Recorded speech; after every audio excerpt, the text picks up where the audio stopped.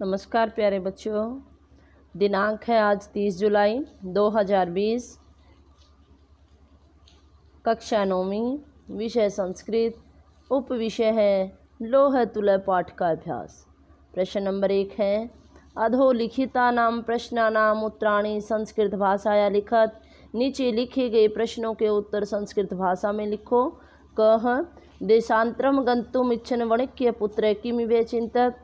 दूसरे देश में जाने की इच्छा वाले सेठ के पुत्र ने क्या सोचा था कि यत्र सब वीर्यत भोगा भुक्तः तस्मिन् स्थाने यह विभवहीनः वसेत स पुरुष है अधमः।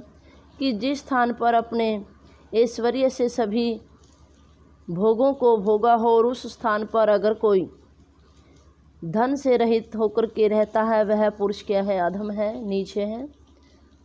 ख सव तुलाम याचमान जीर्ण धन श्रेष्ठिम किम कथयत। अपनी तराजू को मांगते हुए जीर्ण धन को सेठ ने क्या कहा था सेठ ने कि भो अरे तवदिया तुला मुस्कई भक्षिता। तुम्हारी तराजू तो क्या है? चूहों द्वारा खा ली गई है। ग जीर्ण धन है गिरि गुहा द्वारम कया आच्छाद्य गृहम आगत है। जीर्ण धन पर्वत की गुफा को द्वार को किसके द्वारा ढक करके घर आया? जीर्ण धन है गिरि गुहा द्वारम बृहत शिलाया, बड़े पत्थर से आच्छादय ढक करके गृह मांगते घर आ गया। आगे है घ स्नानांतरम पुत्र विषय पृष्ठ है वणिक्य पुत्र श्रेष्ठिन किमु वाच्य है। नहाने के बाद पुत्र के विषय में पूछे जाने पर बनिए के पुत्र ने सेठ को क्या कहा था कि नदी के तट से से बालय वह बच्चा सयेन हरित है, बाज के द्वारा उठा लिया गया है। इति इस प्रकार धर्माधिकारी भी जीर्ण धन श्रेष्ठिनौ कथम संतोषितौ। धर्म अधिकारी के द्वारा जीर्ण धन और सेठ को किस प्रकार से संतुष्ट किया गया? किस प्रकार से? परस्पर संबोध्य दोनों को समझा करके तुलाम शिशुम प्रदानेन बच्चे और तराजू का प्रदान करके संतोषित हो यानी दोनों को क्या है? संतुष्ट कर दिया। आगे है प्रश्न नंबर 2 स्थूल पदाने अधिकृत्य है प्रश्न निर्माणम कुरुत। यानी मोटे अक्षरों को आधार करके प्रश्नों का निर्माण करना है। क जीर्ण धन है, जीर्ण धन यानी क्या है? पुल्लिंग है, प्रथमा विभक्ति है, एक वचन है तो क्या आया? क। आगे है अभ्यागतेन केन अब्रह्मण किम सभ्यतौ परस्परम संबोध्य तुला शिशु प्रदानेन संतोषितौ। इसकी जगह क्या आएगा? केन। आगे है प्रश्न नंबर 3 अधोलिखितानां श्लोकानां अपूर्ण अन्वय प्रदत्य पाठमाधृत्य है तम पूर्यताम। नीचे लिखे गए श्लोकों के अपूर्ण अन्वय दिया गया है, पाठ को आधार करके उसको पूरा करो। इसमें है क यत्र देशे है अथवा स्थाने सब वीर्यत है भुक्तः तस्मिन् विभवहीनः यह वसेत स पुरुष अधमः। ख है राजन यत्र लोह सहस्रस्य है तुलाम मुष्कः खादन्ति तत्र शयेन है बालकम हरेत अत्र संशयन। आगे है प्रश्न नंबर 4 तत्पदम रेखांकितुम कुरु यत्र। उस पद को रेखांकित कीजिए जहाँ पर यह लप्य प्रत्यय नास्ति, यानी क में क्या पूछा है कि जिसमें लप्य प्रत्यय ना हो। विहस्य भी मैंने आपको पहले भी बताया था कि लप्य प्रत्यय में क्या होता है, आगे उपसर्ग होता है, पीछे ये लोह सहस्रस्य संबोध्य आदाय में आ उपसर्ग है, लप प्रत्यय है। संबोध्य में सम उपसर्ग है, लप प्रत्यय है।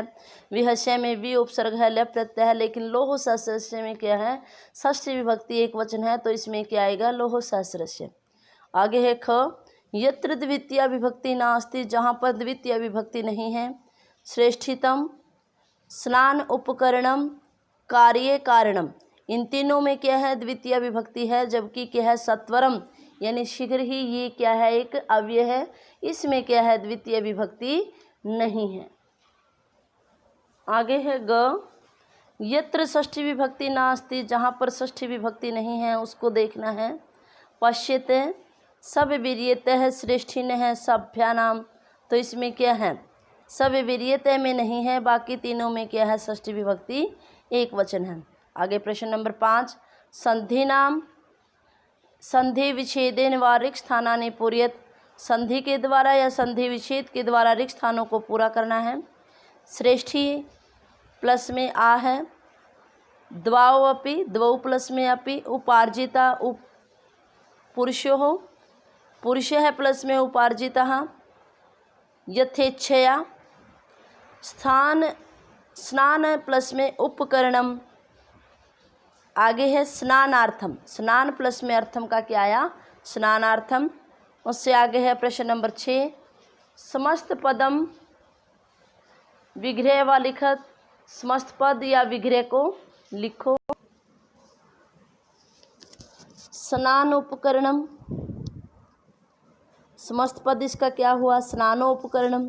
गिरि गुहाम, गिरोह प्लस में गुहायाम, धर्मस्य अधिकारी, धर्माधिकारी, विभवेन हीनः, तृतीया तत्पुरुष है ये समास। प्रश्न नंबर 7, यथा आक्षेपम अधोलिखितानां शब्दानां सहायता लोह तुला इति कथायां, कथया सारांशम संस्कृत भाषाया लिखत, नीचे लिखे गए शब्दों की सहायता से लोह तुला की कथा के सारांश को संस्कृत शब्दों में लिखो। इसमें दिए हैं, वणिक्य पुत्र है, स्नानार्थम, लोह तुला अयचत, वृत्तांत है, ज्ञात्वा, श्रेष्ठिन है, प्रत्यागत है, गत है, प्रदानम। प्यारे बच्चों, इन शब्दों को आधार बना करके आपने क्या है, लोह कथा पर आधारित क्या है, वाक्य बनाने हैं। जैसे वणिक्य पुत्र है, वणिक्य यानी बनिए का पुत्र, तो क्या है, इसकी कहानी के शुरू में ही था, एकदा जीर्णधन नाम है, वणिक्य पुत्र है, आसीत, स्नानार्थम,